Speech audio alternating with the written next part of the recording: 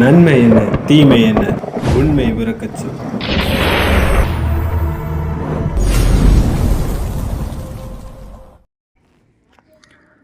வணக்கம். உண்மையான உறவுகளே, உங்கள் உறவான கிளின்டன். எஸ்பிஐ கொடுத்திருக்க புதிய தகவல். எஸ்பிஐ 3 நாள் வாய்ப்பு கொடுத்திருக்காங்க. Bank details, PAN card details மாற்றுவதற்கான ஒரு வாய்ப்பு. இது இன்னும் 3 நாட்கள் மட்டும்தான். இதோட கண்டிஷன் பழைய மாதிரி தான். ஒரு எஸ்பிஐ ஐடி இல்லை, எத்தனை எஸ்பிஐ ஐடிக்கும் ஒரே பேன் கார்டு, ஒரே பேங்க் டீட்டெயில்ஸ் பயன்படுத்திக்கலாம், பிரச்சனை இல்லை. ஆனால் கண்டிஷன் குறிப்பாக ஒன்று பேன் கார்டு, பேங்க் டீட்டெயில்ஸ் இரண்டும் ஒரே நபரோட தான் இருக்கணும். இது இன்னும் 3 நாட்கள் மட்டும்தான். இந்த வாய்ப்பை பயன்படுத்தி யாரெல்லாம் பேங்க் டீட்டெயில்ஸ் நீங்கள் ஃபில் பண்ணலையோ உங்களுக்கு கண்டிப்பாக ஐடி சஸ்பெண்ட் ஆகும். இதில் சில எரர்ஸ்லாம் வருதுன்னா கமெண்டர்ஸை காண்டாக்ட் பண்ணுங்கள். காண்டாக்ட் பண்ணி என்ன பிரச்சனைன்னு கேட்டு கிளியர் பண்ணி அப்டேட் பண்ணிடுங்க. இன்னும் 3 நாட்கள் மட்டும்தான் உள்ளது. மெயில் ஐடி சேஞ்ச் பண்ணுறதுக்கு நபர்கள் யாரெல்லாம் இருந்தீங்களோ அவங்க எல்லாரும் சரியான முறையில் யார் மெயில் பண்ணியிருந்தாங்களோ அவங்களுக்கும் 1500 நபர்களுக்கு மேலே மெயில் வந்திருக்கு.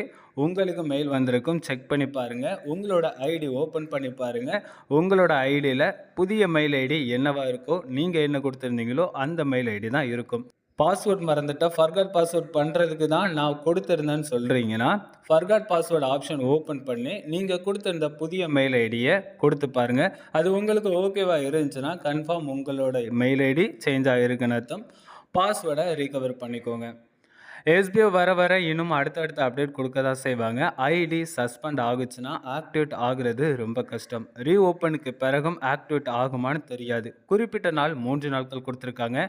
காரணம் எஸ்பிஐ இன்னும் ஒரு சில நாட்களில் ரீஓப்பன் ஆக போகுது.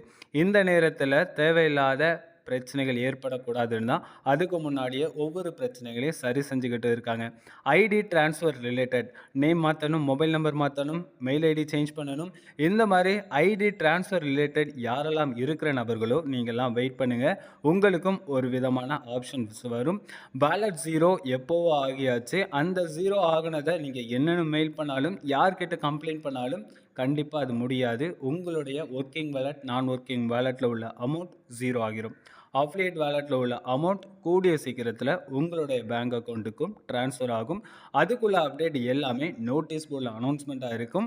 இன்னும் கிளியரான எக்ஸ்பிளனேஷன் உங்களுக்கு வேணும்னா நோட்டீஸ் போர்டை பாருங்கள். ஏற்கனவே நீங்கள் சரியான முறையில் மாற்றி இருந்தீங்கன்னா கண்டிப்பாக நீங்கள் பேன் கார்டு, பேங்க் டீட்டெயில்ஸ் மாற்ற வேண்டிய தேவையில்லை. ஆனால் ஒரு தடவை எஸ்பிஐ சைட்டுக்கு உள்ளே போங்க.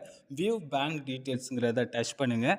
அதில் நீங்கள் கொடுத்துருக்க bank details, PAN card details எல்லாம் சரியாக இருக்கான்னு பாருங்கள். அது சரியாக இருந்தால் ஓகே, தவறாக இருந்தால் மாற்றிக்கோங்க, பிரச்சனை இல்லை. பேங்க் அக்கௌண்ட் லாக்கில் இருக்குது, பேங்க் அக்கௌண்ட் பிரச்சனையில் இருக்குது, இந்த மாதிரி சில காரணங்களோடு நீங்கள் இருக்கீங்கன்னா அவங்களும் மாற்றிக்கோங்க. ஏன்னா இனிமேல் உங்களால் மாற்றவே முடியாது. உங்களுடைய டேட் ஆஃப் பர்த் எல்லாம் இப்போ என்ன கொடுக்குறீங்களோ bank details, PAN card details இது எல்லாமே இனிமேல் நீங்கள் மாற்றணும்னா கண்டிப்பாக அதுக்கு மிகவும் தாமதமாகும். சீக்கிரமாக நினைச்ச நேரத்தில் மாற்ற முடியாது. வாய்ப்புகள் இருக்கான்னு கேட்டிங்கன்னா சரியான ஆதாரத்துடன் உங்களுடைய பிரச்சனை அது முறையாக இருந்ததுன்னா கண்டிப்பாக மாற்றுவதற்கு வாய்ப்பு உள்ளது. ஆனால் தகுந்த நேரம் விரைவாக முடியாது, ரொம்பவே மெதுவாக தான் முடியும். இந்த காரணங்கள் எல்லாத்தையுமே நீங்கள் சரியான முறையில் செயல்படுத்தினா மட்டும்தான் இந்த காரணங்கள் எதுவும் உங்களோட வாழ்க்கையில் பாதிக்காது, உங்களோட எஸ்பிஐ ஐடியிலையும் பாதிக்காது. எஸ்பிஐ ஐடி எப்படி PAN card, bank details change பண்ணுறது, எப்படி நம்ம அப்டேட் பண்ணுறதுங்கிறத நான் டிஸ்கிரிப்ஷன்லேயும் ஃபஸ்ட்டு கமெண்ட்லேயும் அந்த வீடியோ லிங்க் சென்ட் பண்ணியிருக்கேன். அதை செக் பண்ணி பாருங்கள், உங்களுக்கு கிளியராக புரியும். ஏற்கனவே உங்களுக்கு வித்ட்ராவல் வந்தும் உங்களுக்கு அமௌண்ட் வரலைங்கிற கம்ப்ளைண்ட்டும் இருக்குது. அது 1-2 நபர்களுக்கு மட்டும்தான் இருக்குது. ஆனால் அவங்களும் தொடர்ந்து ஒரே கேள்விகளை கேட்குறாங்க. அப்படிப்பட்ட நபர்கள் நீங்கள் இருக்கீங்கன்னா வித்ட்ராவல் ரிலேட்டடாக ஒரு அனௌன்ஸ்மெண்ட் கண்டிப்பாக கொடுப்பாங்க. அந்த அனௌன்ஸ்மெண்ட்டுக்காக நீங்களும் காத்திருங்க. நன்றி உறவுகளே, அடுத்த வீடியோவில் சந்திக்கலாம்.